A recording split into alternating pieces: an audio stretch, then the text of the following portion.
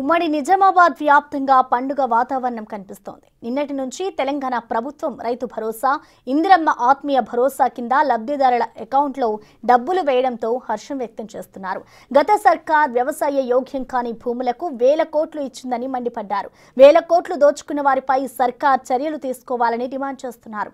తమ భరోసాగా నిలిచిన ప్రభుత్వానికి అండగా ఉంటామని తమ ఆనందాన్ని వ్యక్తం చేస్తున్నారు. మరిన్ని వివరాలు మా ప్రతినిధి రాజేష్ అందిస్తారు.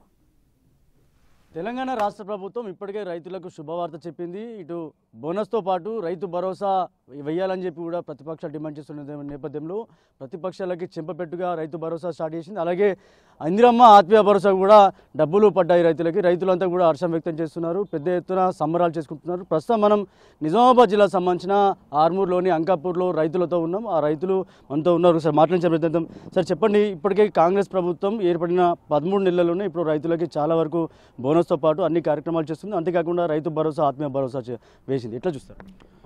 ఈరోజు తెలంగాణ రాష్ట్రంలో రేవంత్ రెడ్డి గారి నాయకత్వంలో ఉన్న ఈ కాంగ్రెస్ పార్టీ ప్రభుత్వం గడిచిన 13 మాసాలుగా మరి రైతునే ఎజెండాగా తీసుకొని ప్రతి కార్యక్రమం కూడా చేస్తూ ఉన్నారు. నిజంగా కూడా మేము ఈ నిజామాబాద్ జిల్లా వాస్తవులుగా ఈ ప్రాంత రైతాంగం అంతా కూడా చాలా సంతోషంగా ఉన్నాం.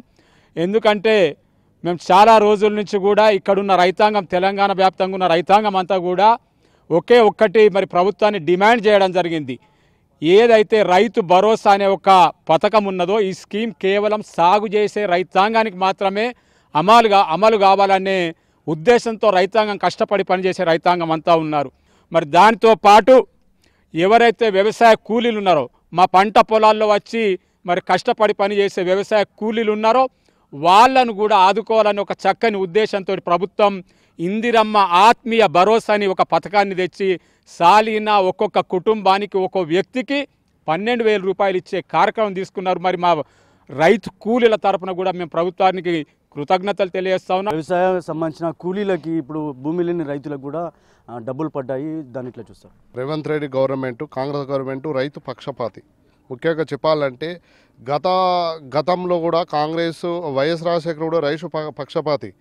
ఈ రేవంత్ రెడ్డి వ్యవసాయం చేసే వాళ్ళకు రైతు భరోసా ఎట్లిస్తున్నామో వ్యవసాయం లేని కూలీలకు కూడా ఒక స్కీమ్ ఉండాలా, మేనిఫెస్టోలో పెట్టి వాళ్ళను కూడా ఆదుకోవాలా అని చెప్పి ఇందిరమ్మ ఆత్మీయ భరోసా తీసుకొచ్చి వాళ్ళకు కూడా ఒక ఉపాధి, ఒక గవర్నమెంట్ తరపు నుంచి ఉపాధి ఇవ్వడానికి ఒక స్కీమ్ తెచ్చిండ్రు. ఆ రేవంత్ రెడ్డి గారికి ధన్యవాదాలు. రైతులకు సంబంధించి వ్యవసాయ సంబంధించిన కూలీలు ఎవరైతే ఉన్నారో ఆ కూలీలకు కూడా ఏదైతే డబ్బులు వేస్తామని చెప్పి హామీ ఇచ్చారు. దాంతోపాటు రైతులకి డబ్బులు వేశారు. ముఖ్యంగా ఏదైతే తెలంగాణ రాష్ట్ర వ్యాప్తంగా కూడా వ్యవసాయ యోగ్యం కాని భూములకు సంబంధించి కట్టుదిట్టమైన నిబంధనలు తీసుకొచ్చారు. అంతేకాకుండా రాష్ట్ర ప్రభుత్వం కూడా సీరియస్గా తీసుకుంది. ఉమ్మడి నిజామాబాద్ జిల్లాకు సంబంధించి నిజామాబాద్ జిల్లాలో సుమారు 10,300 ఎకరాలకు పైగా ఇప్పటి వరకు వ్యవసాయ యోగ్యం కాని భూములని కూడా గుర్తించారు. అవన్నిటి కూడా రైతు భరోసా వేసేటి కూడా ఆపివేశారు. నిన్ననే కలెక్టర్ కూడా సీరియస్గా చెప్పారు, వాటన్నిటి కూడా ఆపివేశాం.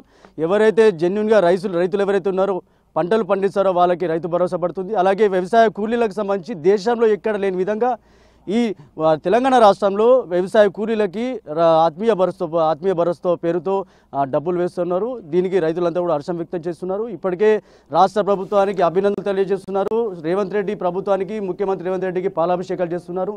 దేశంలో ఎక్కడ లేని విధంగా రైతు భరోసాకు సంబంధించి ఏదైతే ఆత్మీయ భరోసా వేస్తున్నారో దాంతో రైతులంతా కూడా హర్షం వ్యక్తం చేస్తున్న పరిస్థితి. కెమెరా పర్సన్ సందీప్తో రాజేష్, బిగ్ టీవీ, నిజామాబాద్.